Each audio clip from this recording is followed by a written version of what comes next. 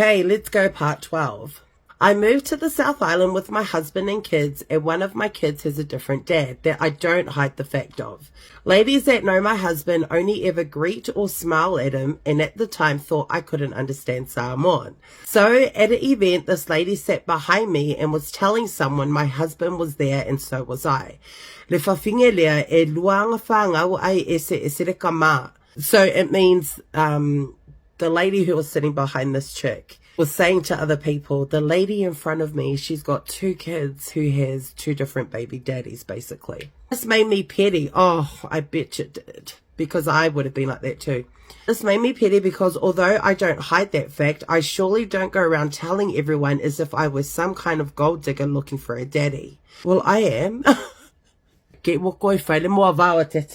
She was the kind of girl with the loudest mouth and ugly attitude to match her four lingers. Swing, ho! Anyways, this happened with other females who knew my husband, so we started having dramas. Days after the event, the ufa that was there too, her husband messaged me, and because I was petty and mad and full of vengeance, we started linking until he wanted to leave her. It was so good, but karma is a B, because now I have the mother-in-law from the devil's bukio.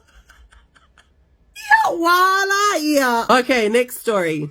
Dear very, very bad things. I dated my high school sweetheart for 5 years.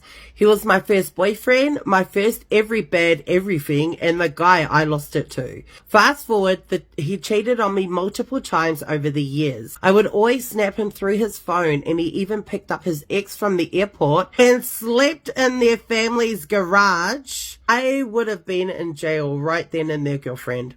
Whereas my muli was gat vale vale all around. Fast forward, we were on bad terms.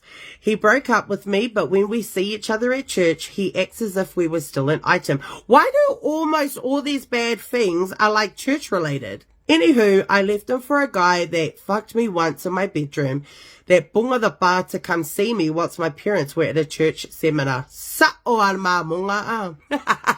I left my family to be with him because his game was amazing. Little did I know he was the biggest hoe of Otara in South Auckland. I moved in with him and his parents. My gosh, I was born and raised in New Zealand and didn't know how to do anything else. Girl, I was born and raised in New Zealand and I can build a church. Just not right now with my nails, okay? And yet his parents treated me like some housewife or maid for their family. I would always cook, clean, wake up early, do their breakfast, lunch and dinner.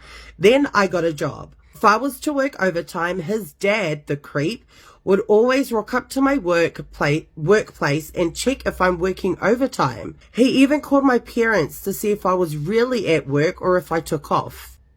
One day he even picked me up from work.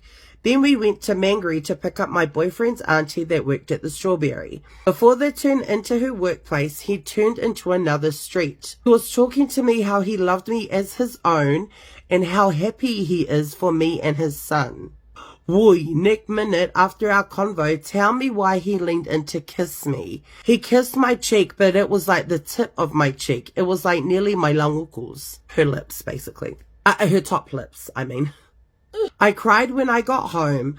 I saw my boyfriend at the door and I just broke down and told him what his dad tried to do. His dad treated me more of a wife than a daughter. Anyways, fast forward, I'm now happily married. And guess what?